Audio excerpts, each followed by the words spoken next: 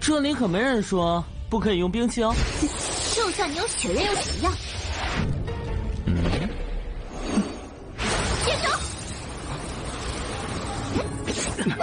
这袁飞雪是一，再来！有一定的实战经验来作为主要根基。我一个2充氧气啊！我不信。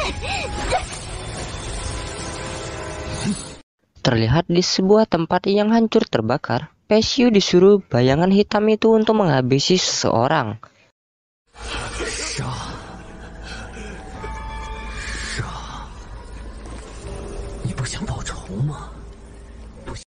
Dan ternyata itu hanyalah sebuah ilusi. Setelah tersadar, ia kebingungan karena hampir saja ia mencelakakan King. Beruntung ayahnya cepat menahan pedang Peshu. Terlihat bayangan hitam itu merasa kesal dengan ayahnya King. Ayah King marah kepada Peshu atas tindakan konyolnya itu. Terlihat seseorang yang sedang mengintip mereka. Secara bersamaan, temannya Peshu datang, Liu Zipeng dan Qiu Peng. Mereka mengajak Peshu pergi ke penilaian batu giok. Namun di sini King ikut pergi dengan mereka.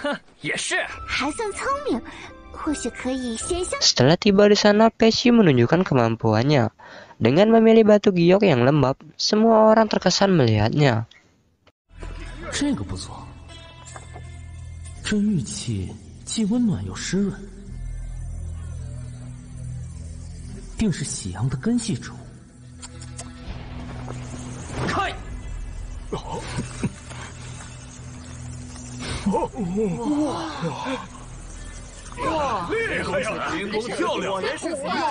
Tidak berselang lama, muncul penghuni rumah biru itu, yang bernama Qinlin.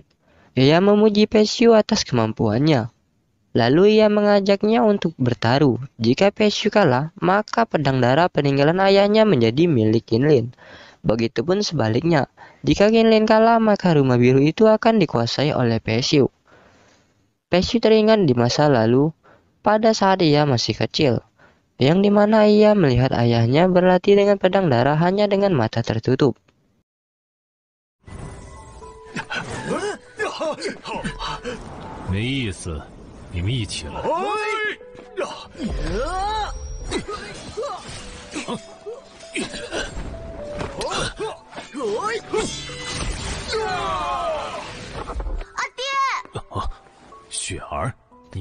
Di sini King melarangnya karena pedang itu sangat berharga, karena satu-satunya di dunia. Dengan senang hati Peshu menerima tantangan itu. Sebelum dimulai, Peshu dipersilakan untuk mencari batu gioknya. Di sini Qinlin mentertawakan Peshu karena ia mengambil batu giok yang telah dibuang dalam tong sampah.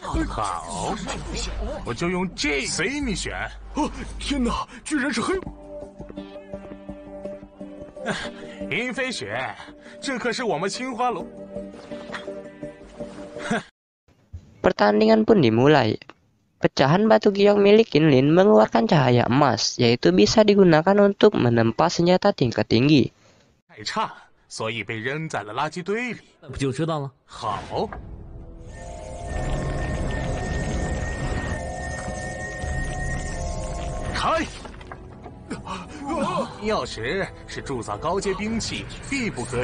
Namun secara mengejutkan, batu giok milik Peshu bercahaya emas tingkat lebih tinggi dari batu milik Qinlin.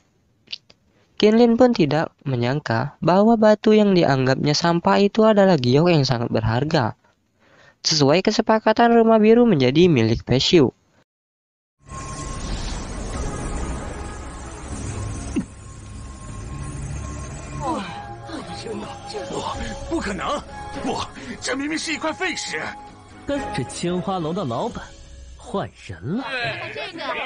Setelah beberapa hari, King menemui Peshu. Dia memintanya untuk mengikuti kompetisi penilaian batu giok yang akan digelar 7 hari lagi. Peshu harus memenangkan kejuaraan batu giok tahun ini untuk King. Peshu mengatakan bahwa hal itu hanyalah permainan anak-anak, dan tergantung juga pada siapa lawannya nanti. Melihat King murung, Peshu bersedia mengikuti kompetisi itu.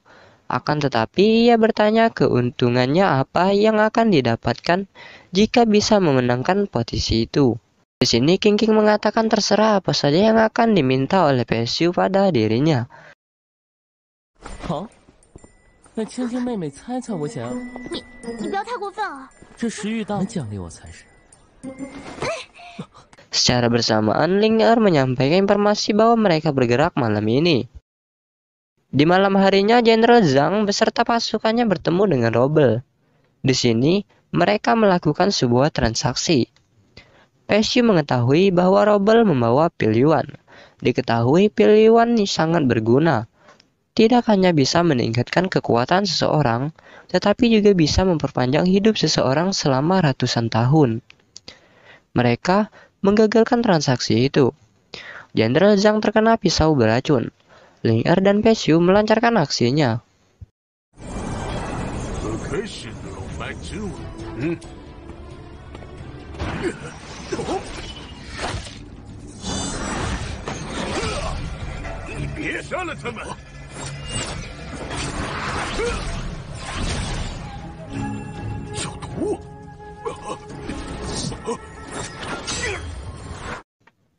Saat Ling Er hendak menghabisi Jenderal Zhang, Peshu menghentikannya dan menyuruhnya untuk mengejar orang-orang Dongyi.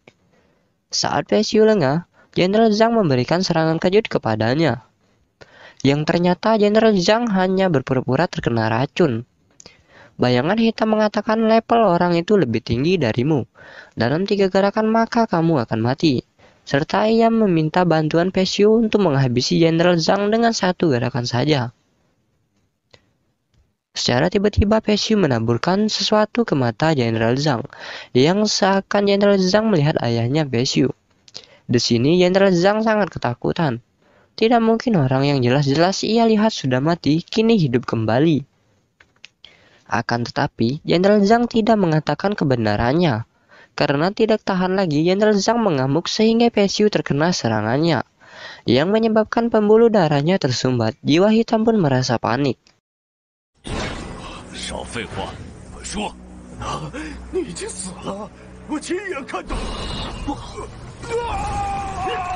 Di saat terdesak, ia membuka kunci jiwa. Otomatis, jiwa hitam pun keluar dari tubuhnya.